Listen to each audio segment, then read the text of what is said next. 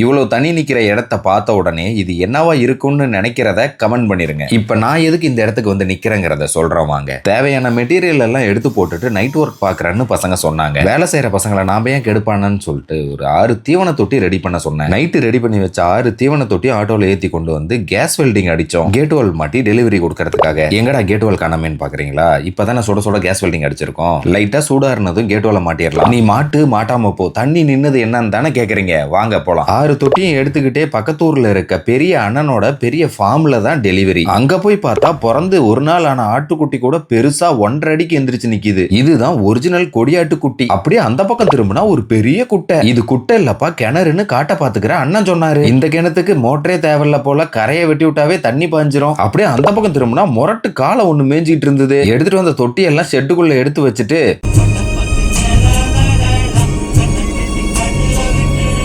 வண்டியை ஓட்டிக்கிட்டு நானும் வீட்டுக்கு வந்துட்டேன்.